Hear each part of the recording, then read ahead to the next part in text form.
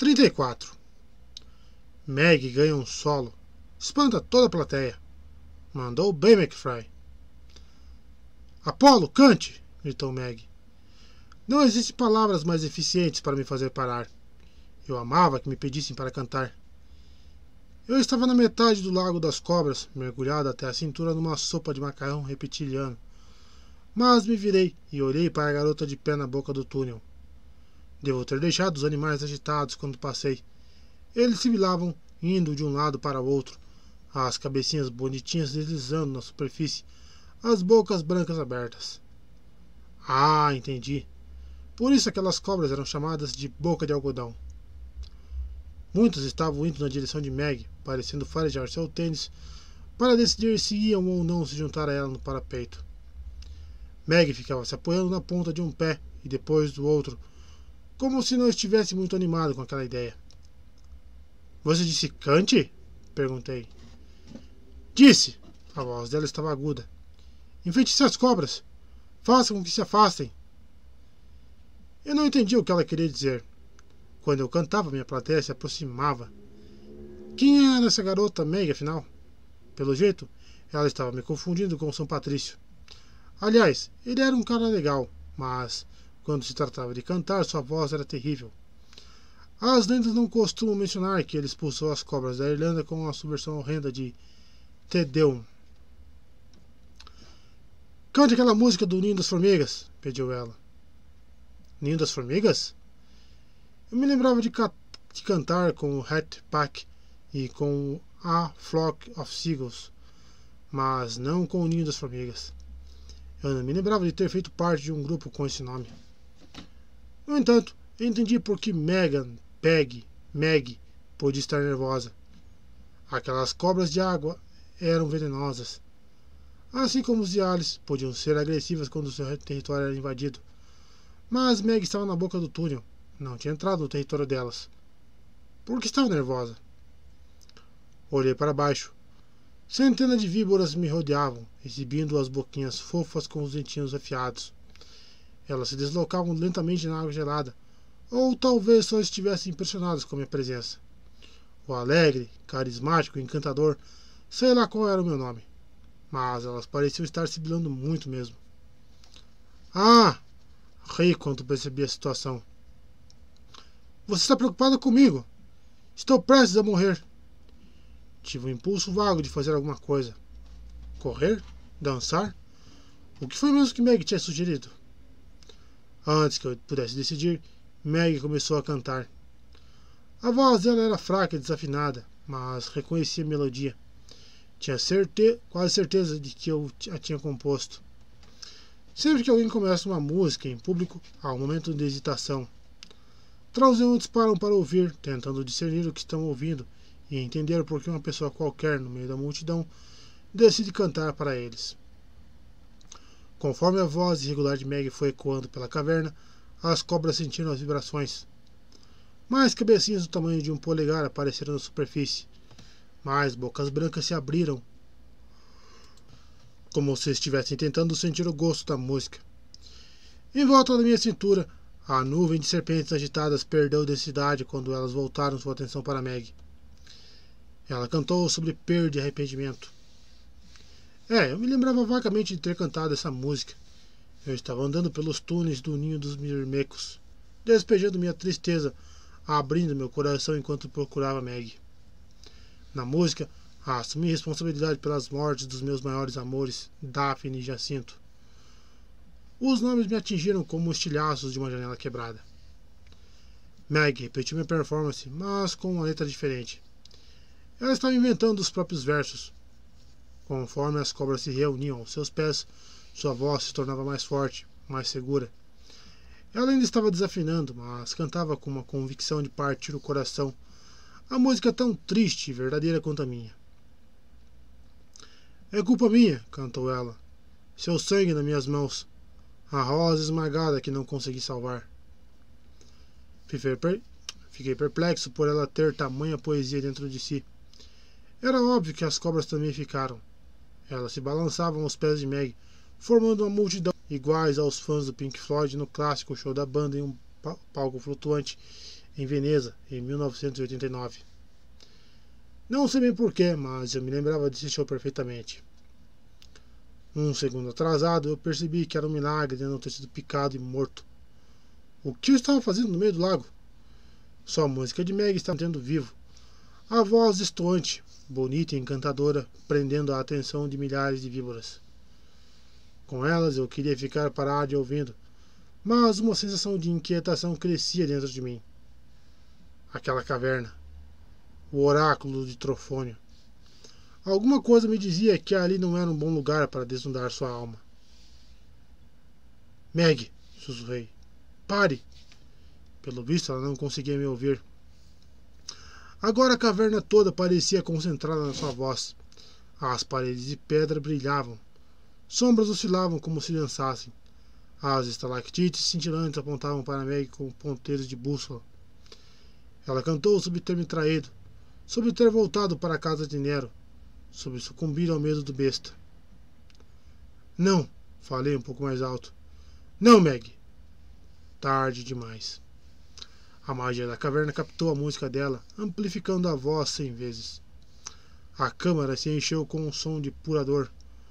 O lago se agitou, quando serpentes em pânico submergiram e fugiram, passando pelas minhas pernas de uma corrente forte. Talvez ela tivesse fugido por um canal escondido. Talvez tivesse se dissolvido. Eu só sabia que a pequena ilha de pedra no centro da caverna, que ficou vazia de repente, e eu era o único ser vivo que restava no lago. E Meg continuou cantando. Parecia que sua voz saía do corpo à força, como se um punho gigante e invisível estivesse espremendo a garota como um daqueles brinquedos com apito. Luzes e sombras piscavam nas paredes da caverna, formando imagens fantasmagóricas para ilustrar a letra da música. Em uma cena, um homem de meia idade se agachava e sorria, como se olhando para uma criança. Ela tinha cabelo escuro e encaracolado, como o meu. Eu quis dizer de Lester. Um nariz largo, cheio de sardas, e olhos suaves e gentis. Ele acendeu uma rosa vermelha. Da sua mãe, sussurrou ele, um refrão da música de Meg. Essa rosa nunca vai murchar, querida. Você nunca vai precisar se preocupar com espinhos. A mão gorducha de uma criança apareceu na visão, pegando a flor. Eu desconfiava que era uma das primeiras lembranças de Meg, da qual mal tinha consciência. Ela pegou a rosa e as pétalas se abriram em uma flor fantástica. O cabo envolveu carinhosamente o pulso de Meg. Ela deu um gritinho de alegria.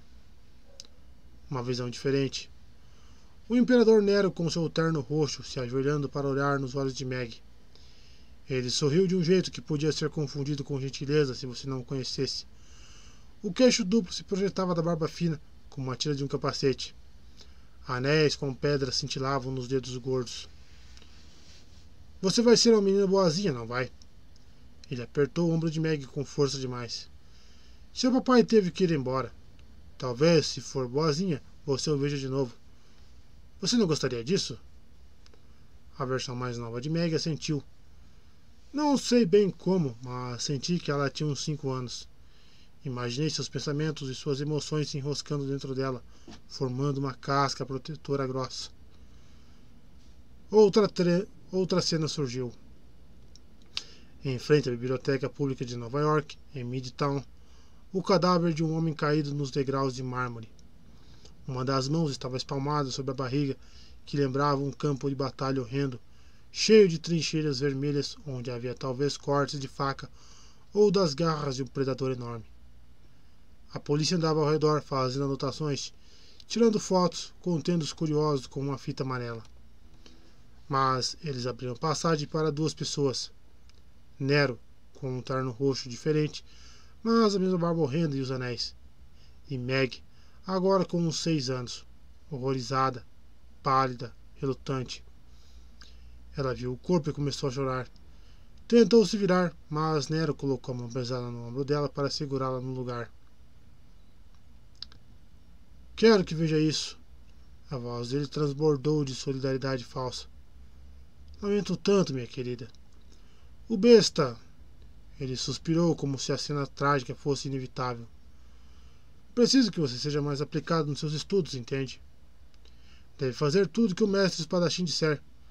Partiria meu coração se mais alguma coisa acontecesse. Algo até pior do que isso.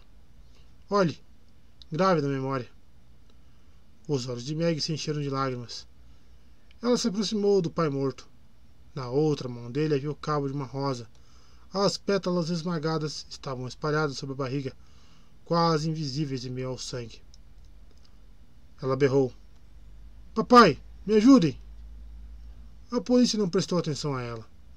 A multidão agiu como se ela não existisse. Só nela estava ao seu lado. No fim, ela se virou para ele, escondeu o rosto no terno e chorou descontroladamente. Sombras piscaram com mais rapidez nas paredes da caverna. A música de Meg começou a reverberar, se partindo em ondas aleatórias de barulho. O lago perturbava-se ao meu redor.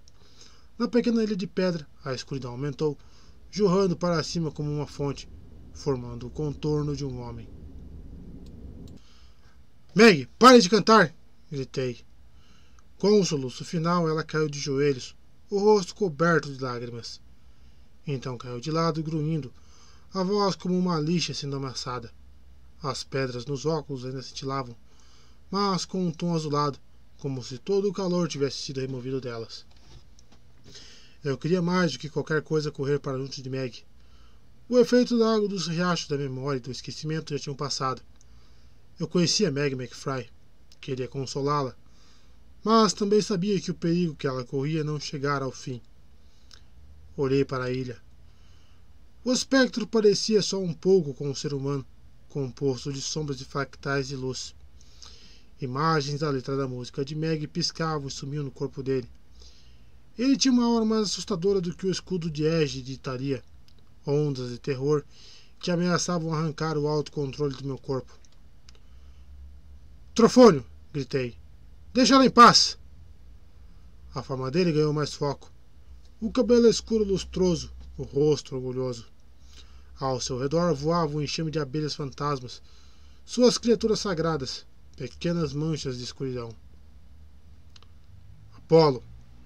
A voz dele ressoava grave e severa, como aconteceu quando ele se manifestou por Georgina no trono da memória. Esperei muito tempo, pai. Por favor, meu filho, juntei as mãos.